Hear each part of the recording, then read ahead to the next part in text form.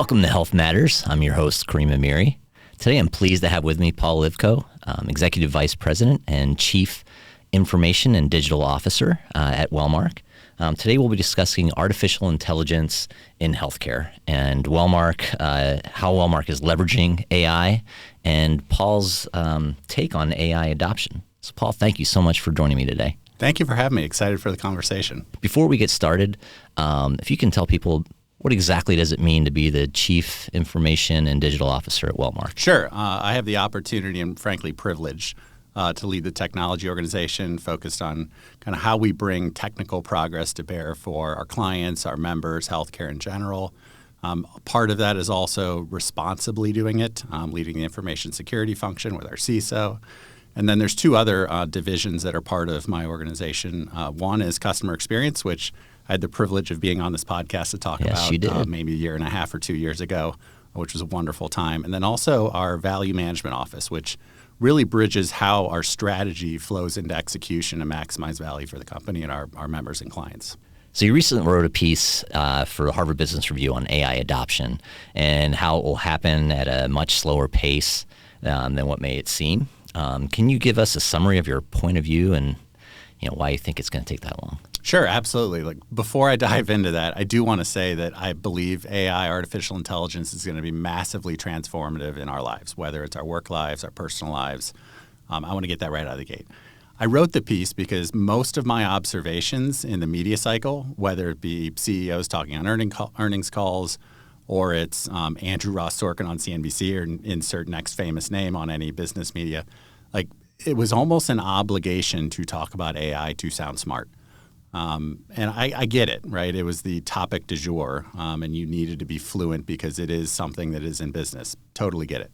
But I think the other part of the conversation that wasn't being talked about is how long it takes for technology, especially general purpose technology, and that's a GPT that is not the same as ChatGPT, which is a transformer technical architecture.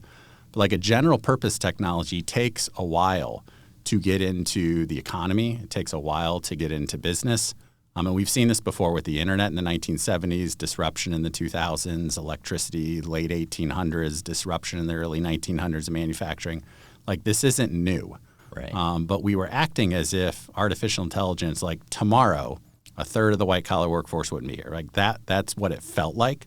So I feel like there needed to be another voice.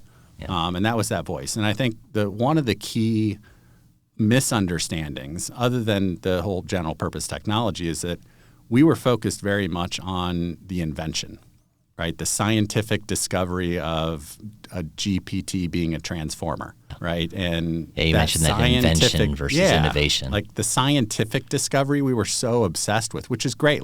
We should celebrate it. I'm not celebrating that, but innovation, not invention, innovation takes organizational change management. It takes margin performance. You actually have to build the technology that is financially sustainable for a company to buy it and not just absorb the cost, but actually get a benefit, right? So how much are we going to spend on artificial intelligence for the benefit of clients and members, as an example? It takes innovation and a whole set of constraints for a technology to actually get into a business cycle. So thinking about that and how long it might take, it's not, like you said, not going to transform everything overnight. What should organizations do? What should we be doing right now, to get that going in the long run? Well, I think first, separate the hype from a real problem, right? So I think you need a strong market sensing. So get out, understand what partners, software companies are doing, read the news cycles, but don't necessarily react to it alone. Figure out what's going to work in your business. Go back to the fundamentals of what problems you actually need to solve. Second, I would invest heavily in upskilling. And this isn't necessarily just technical upskilling. A lot of the progress that's happened from technology over the last 30 years has been, how do we rebuild IT teams? This is going to be much more focused outside of a technology team. So how do we get people comfortable with dealing with output from artificial intelligence and be able to decipher and iterate with, say, a chat-oriented artificial intelligence to make their own personal productivity better? How do we understand the risk that's involved in output for business process A versus business process B? So investing in upskilling and diffusing the artificial technology across the workforce is important. Yep. So you really make it a core. It is, and I'll use a really good example that's in a lot of companies right now. Many organizations are rolling out some sort of chat-oriented version today. So Microsoft Copilot's a common example across companies.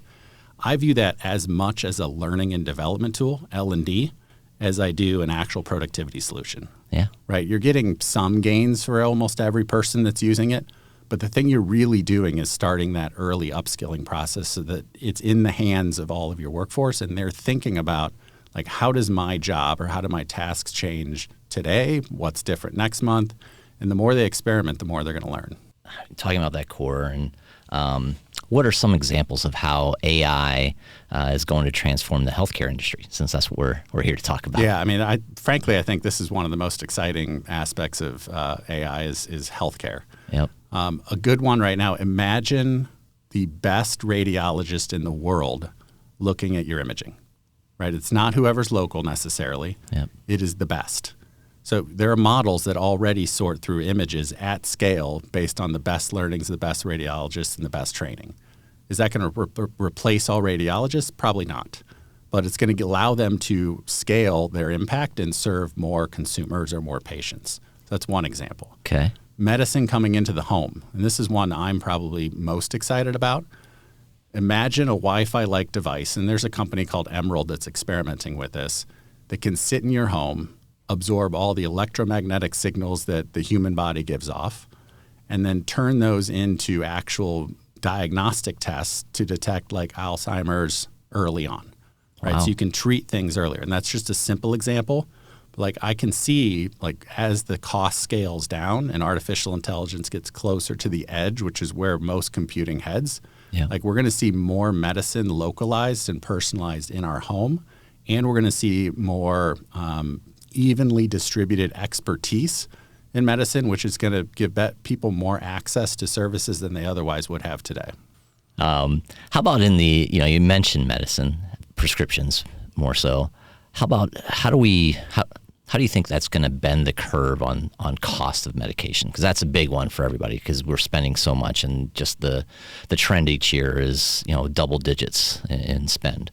Yeah, I mean, there's two main reasons why the costs are what they are. I'll set aside kind of the distribution of costs across countries and just focus on R&D. One is the actual process of discovery, and they call it drug discovery because you're discovering, right? They don't call it drug invention. So you're discovering, like, protein structures as an example, and iterating through what protein structures are going to work. So AlphaFold is an example of a GPT, the transformer version, not the general purpose technology, that allows kind of iterations of protein structures to be created on the fly and then tested at a more rapid pace. So if you think about the change from kind of how that was done before to how it's done now through simulations and just generative properties of artificial intelligence, like, that's done cut down the cycles it takes to think about different protein structures for drugs, which is, if you cut down cycles, you actually cut down the associated cost with drug discovery. I think more traditional forms of AI, or also machine learning in particular, are also more common in clinical trials now, which speed up the cycles of clinical trials. So that ultimately will cut down cost of drug discovery as well. And I mean, I think that's where we've seen a lot of innovation over the last decade. I expect to see more in the next decade, especially with artificial intelligence coming into that process. Speaking about Wellmark specifically, what do you think you see as the benefits or usage at Wellmark? When you think about generative AI, I think one thing that is a struggle for our industry in general is, like, we've learned a lexicon that is unique to healthcare, unique to health insurance, that patients don't necessarily know. Right? So being able to interact in our industry with natural language and doing that translation when either you're looking at your benefits or you're understanding claim details or you're approaching finding the right provider for X service, like, using your natural language and being able to translate that into industry jargon that's been in existence for decades will ease the burden of kind of the translation that many patients or consumers or our members go through. Just speeding up the industry in total, right? So a lot of what happens in healthcare in general is wait times, lag times, And the more real time we can make certain processes by bringing artificial intelligence in for either traditional automation or making automated decisions that speed up access to care, as a simple example. Like, we already have real time decisions on over half of those access to care decisions. And with artificial intelligence, we might be able to fast track even more of those approvals. Yeah, so you mentioned approvals, and that's in the news today, talking about AI. How are we utilizing that in and I want to say like a safe way for our employers, our clients, our members? Yeah, so there's been machine learning for a while in that space, and it's always been focused on speeding up a decision to yes. Yep. Right? Decisions that are not yes have always involved clinicians and experts, and I don't see that changing anytime soon. And I think that's true for most, and I think it's certainly true for us. But if you can shift the ratio that actually move through in an automated fashion, that are auto-approved, like right. You're just speeding up access and you're reducing the burden on both sides of the aisle, and it's more cost-effective to do that way anyways. So I think that's where we're going to see more of the advances in artificial intelligence getting to yes faster and shrinking the population that actually need reviewed. Yep. Are there other misconceptions that the impact of AI in our industry that people have out there? Well, I think the one I hear most often is a third or half of white-collar jobs are going to be replaced. Like, I don't see that happening. And usually the time horizon that's quoted around that is anywhere from 3 years to 10 years. Well, I think it's like you said before, that upskill training. I mean, Correct. You're learning something different. It might not be the same job, but you're still a job. For those, yes, correct. For those that have studied this deeply, there's a couple different studies that cover this, but roughly 40 to 50% of jobs will have AI as part of the role. There's about 10 to 12% that the majority of the role could eventually, and a decade was the timeline, could eventually be done by some form of artificial intelligence. And if you take that portion, so call it 10%, and look at past technical transformations, about 10% of the portion that is disrupted end up leaving the workforce. So you're talking about 1% over a decade. So a lot of what will happen over this decade is people learn new skills. Right. AI becomes embedded in their work, and they're performing a task at the higher end of their pay grade. Yeah. Or people transition careers throughout their journey anyway. So most of this will be typical transient labor that we see in most technical transformations. Similar when the PC came into the marketplace. Internet came, e-commerce, mobile, social. Yes, correct. Yep. Even manufacturing, if you want to go back 100 years. Yep. Yeah, we touched upon this with the PAs, but I think another one is faster is better. It's going to be faster. This is the push and pull in tech versus healthcare, right? So tech is move fast and break things. Healthcare is do no harm, right? So I mean, 9 chances out of 10 or 99 chances out of 100, we're going to land on do no harm. Like move fast and break things is certainly a way to think about problem solving. But end of the day, to like get something to scale and to production quality, you need to be right 99.9, 99.99% of the time. Like we can't actually be wrong in this industry very often, right? Which really impacts the pace that a lot of this technology kind of infuses into our organizations. And part of your responsibility, the member experience, and that's a huge piece. So. Right, because the compliance around artificial intelligence and just risk management in general often is viewed as this checkbox activity. And frankly, it's a feature. Like we need to be building trust as a feature, not as some compliance activity. And trust is a subset of your brand equity to begin with. And I think it's important for any organization that's using artificial intelligence internally or externally to think about how you're building trust as a feature rather than just risk management. Yeah, I really like that because it's something you build every day and you can lose it in a second. For sure. Yep. There was a business group on health, employer perceptions of AI survey that recently showed that 7 out of 10 employers see the promise of AI, but they have reservations. So it's mainly around privacy and bias. What has Wellmark done to address those? Well, I think first we've looked at our governance. So we went through and understood where were decisions being made relative to analytics in general. How do we then modify those governance routines, whether they be policies, whether they be processes, whether they be committees of sorts, modify their scope so that we can account for the risks associated with AI. So we've already done that. I mean, most organizations went through those processes. And I think the thing that was important there is we risk adjusted how we're making those decisions. Right, so it's one thing to use artificial intelligence for general use productivity, like we talked about Microsoft Copilot in the past. But it's different to use artificial intelligence for the use case you brought up around improving access to care. Right, so the level of governance you need for different use cases varies. So we made sure that as we were looking at each of our individual use cases, as well as the processes and policies, we are elevating the higher risk use cases to management and to committees to make decisions. And we're looking at the level of rigor around documentation versus the lighter weight use cases. I mean, even if you go out to Google today and you type in a Google search, you're seeing a lightweight artificial intelligence, which is bringing up the recommendations of what are you going to type next. Right? AI has been with us for a long time. So you got to manage the continuum of risk from something that has little to no risk all the way up to something that is right in line with an industry business process in healthcare. So, looking ahead, what are some of the ways you think AI will greatly impact employers or members, and what else are we looking to implement at Wellmark? Well, I think the cognitive load alone over the next decade is going to change. Right. And in our industry in particular, that has been a challenge for a long time. Like we have a whole host of unique terms that people have to learn when they're navigating their own healthcare needs. It's a little different language. Rather than just focusing on their own outcomes.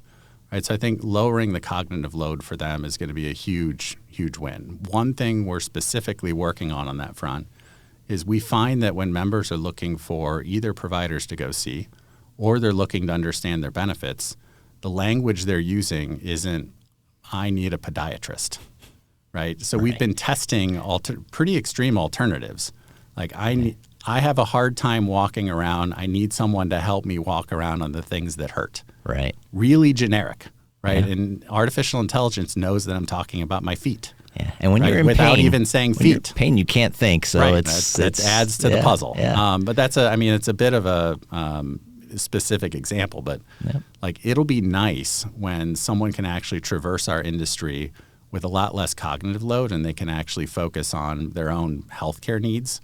And I think the other big advantage is it diffuses knowledge. Like if we can have a more informed consumer and a more informed patient, better judgment will occur. And then I think across the US or even globally, like reallocating scarce resources, and that's deep expertise in specialties, deep expertise in the delivery of care, and making those more available and that expertise more available to the broad population will make them more informed as well. So I think as we've seen with almost all technical progress, like you've changed the level of access to information, you've improved the fluency of people make better judgments on their own. And I think you're going to see that in our business and how we interact in the industry. But I think you'll see that at large over the course of the next couple of decades too as a result of AI. So those are some really exciting things for the future. I want to thank you, Paul, for sharing your insights on AI in healthcare and how Wellmark is leveraging this technology to improve services and operations. It's been a great discussion, and I'm sure our listeners have gained a lot of valuable information. So before we sign off, is there anything else you want to say? No, I'm equally excited. I think one thing I would remind everyone is lean in. Like what I think the future is going to be some derivative of what I just shared. I'm sure, like I can't predict it, but it will be exciting. Assume positive intent, lean into the change, and I think we'll all be better in the end. I like that, lean into the change. Thank you for tuning into this episode of Health Matters. We hope you found the information valuable and insightful. If you enjoyed today's discussion, don't forget to subscribe to the Wellmark YouTube channel and look for more great content there, and we'll see you next time. Great. Thank you. Thank you, Paul.